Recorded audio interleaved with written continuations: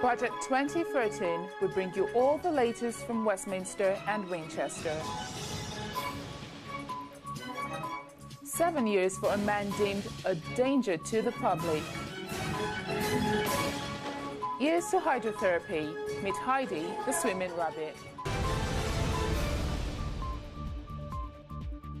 In our budget special today, our reporters have been looking into some of the issues which today's budget has had to deal with. But first, our politics reporter Nadine Forshaw was at Westminster earlier today talking with newest MP in Parliament, Mike Thornton. Well, I think in the current situation we can't expect a whole lot. We do know we're going to get an improved tax allowance starting in April from the previous budget. What I'd like to see is that go up, not just the £10,000 that we've promised, but so that everyone on minimum wage doesn't have to pay income tax at all. Now, I doubt that'll happen, but that would be fantastic. To coincide with Budget Day, public sector workers are demonstrating outside Westminster about pay, pensions and working conditions. So it'll be interesting to see if they get what they want from this budget. Is struggling to grow economically, and George Osborne is under pressure today to deliver the right changes. The bankers are wary, and they've told me that spending on infrastructure is something they'd like to see change. Spending infrastructure would make a big difference, and I think the course of deficits is a difficult one, but I think it's one that has to be followed. And I think that, worldwide there's a lot of countries which are doing it, and it is beginning to make a difference. And equally, there's countries which are sort of turning a blind eye to it, and really it's sort of just sticking plasters over an open wound and not really fixing anything. So I think in short term pain now, but I think in the long term it'll be much better. Expansion of the personal allowance. I'm not sure we're going to get a cut in the basic rate of income tax, but that would be nice.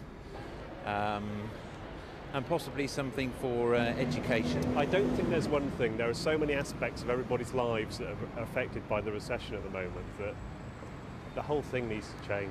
His room for manoeuvre is very limited, but I think what he's got to do is he's got to stick to debt reduction. He's got to try and stimulate growth really with investment in infrastructure, and again really try to keep the UK competitive by tax reductions probably for business. We're in a global economy, so having the most competitive tax environment really for business is going to be the best way to attract jobs and investment into the UK. I'd like to see decisions that are going to stimulate growth and create jobs, basically. I don't think they should mess with the inflation targeting too much. I think they should leave that as it is. But I think they need to let the new governor settle in before they make any radical change, because he's clearly going to have a different attitude towards things. With the new governor of the Bank of England starting in July, the bank could see many changes. With little to spend today on tax and extra spending, Osborne is expected to launch a review whether or not he should allow the bank to spend extra on growth and inflation. Faith Thomas, Winchester News Online, London. For most of us, the budget will be affecting our home lives and our work lives. But in some cases, like the budget decision and fuel, these two are being affected at the same time. Our reporter Luke Garrett is in the newsroom to take us through the budget and fuel duty. The Chancellor has said that fuel duty for this year will be frozen, and the government clearly thinks they can sell this as a good news story. But for many motorists, this just isn't enough. They think it's far too high already. It's not a bit cleaner for you. For months, people with an interest in the rise and the fall in the cost of fuel have been counting the days until the budget. Economy analysts have been warning Chancellor George Osborne that a rise in fuel duty could cause a triple-dip recession. And Osborne has said that the fuel duty in 2013 won't rise. But these statistics from the last 7 years show that the tax on fuel has risen consistently, and it's the major consumers that are going to get hit the hardest. I think the whole thing's disgusting. I think we're paying far too much tax on fuel, and behind you there are two prices showing the prices of diesel now £1.50 a litre. It's extraordinary that the government are taking so much money from the public and from hauliers. So you've got to fill up 4 times a week, 350 litres a time. It takes its toll. So. In previous budgets, we all watched fuel duty quite carefully. But a man at the centre of this Transport Minister Norman Baker said today that it may be a side issue altogether when compared with the way motorists will be charged in the future. Well, I personally recognise that we need to move forward to a situation where we try to charge based on environmental performance of the vehicle rather than simply on the crude measure of fuel duty and road tax as we've had. But that's been the Lib Dem manifesto last time round, and that's where we continue to stay. But this is a long-term plan. So, with the budget decision on fuel tax set in stone for another year, the public will have to put a lid on their frustrations until the next budget. Norman Baker also told me today that he thought that this was a very good budget and that the Liberal Democrats will be very happy with it, and it'll be interesting to see whether they're happy over the next year. Judge Osborne has today announced the rise in the income tax threshold. This aims to allow individuals to keep more of their wage packet. As well as this, employers will have the first £2,000 of their national insurance payments already paid for by the government. This aims to reduce unemployment. Matt Spencer takes a look at how consumer spending has changed over the last decade. In London, Osborne is calculating ways to make the British economy grow. But the heart of the problem isn't located in London. It's located in industrial estates, just like this one, dotted all over the country. 2007 marked the start of the credit crunch. Before this point, you may have wanted to build that new conservatory, or even build that new shed, which of course you would stock with all of the correct power tools. And all of these power tools would of course need all of the correct accessories. To fund this, you may have taken out a small bank loan. And why not? The economy was in boom. Then in 2007, the foundations of our wealth were starting to crumble. And bank loans were becoming a rare breed in Britain. By 2009, the unemployment rate had reached a record high of 8.1%, meaning spending time in your shed was becoming the only thing that you could do.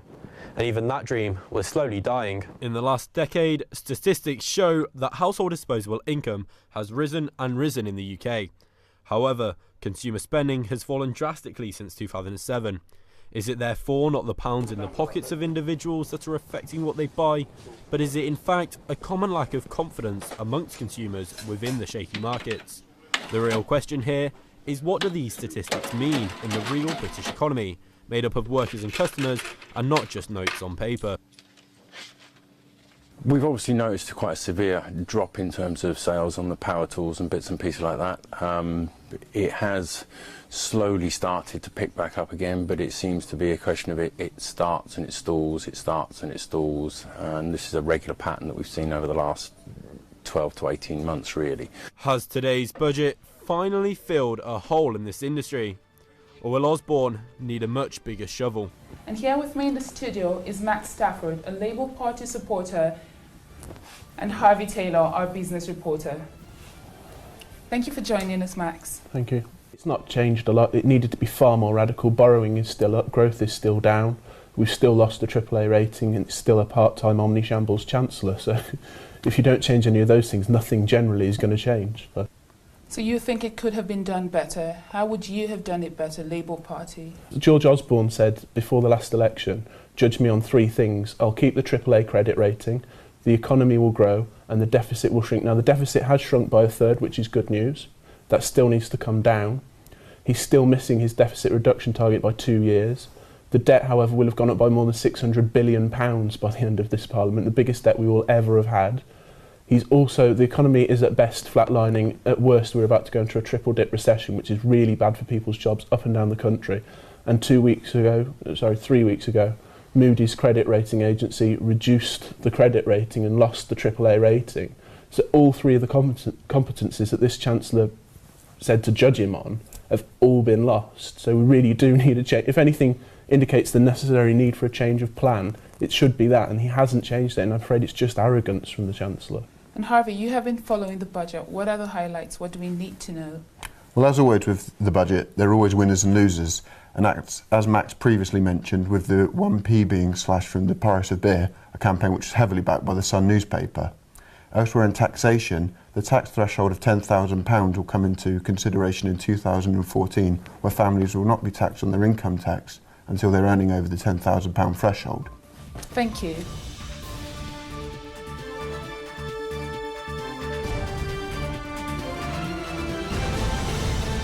In other news, an Andover man has been given 7 years in jail after robbing a teenager at knife point with a weapon described as extremely sharp and dangerous by the judge.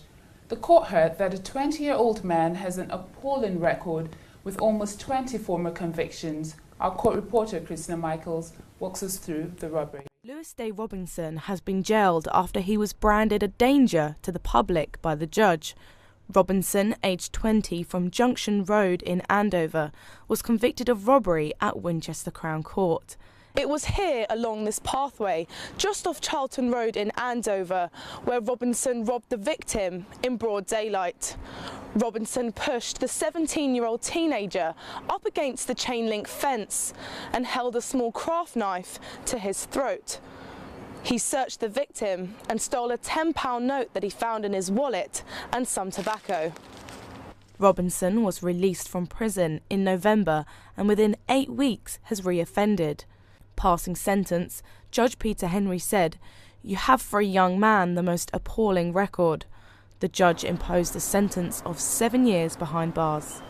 Christina Michaels, Winchester News Online, Andover.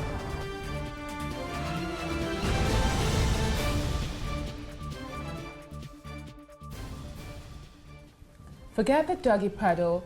Heidi the rabbit is starting a new trend in the animal kingdom. Jack Webb hopped on down to Milford to find out more about this mad March hare. Heidi, a continental giant rabbit, is asking the all-important question, "What's up, Doc?" She has been diagnosed with arthritis in her hips and knees, which has led her to have hydrotherapy sessions to try and ease the pain on her joints. It looks like Heidi is hopping mad for the idea. Hydrotherapy is actually easing her joints and obviously helping to keep the painkiller dose down, so doing her a lot of good. Huge difference. Yeah, she's been ever so springy, jumping in the air, a lot more lively, just moving, and her whole posture is like a proper rabbit. Now she's pain-free and she's got more movement. You know, she's just got more life in her. Rabbits can swim in the wild, but they choose not to. Thankfully, Heidi is fitted with a life jacket, otherwise it could be watership drowned. She is thoroughly dried afterwards and is wrapped up warm, marching back home a very happy bunny. Jack Webb, Winchester News Online, Milford. That's all from Winchester News Online this week. But to see more of Heidi's hydrotherapy adventures and for more award-winning news, sports and analysis, log on to winol.co.uk. Goodbye.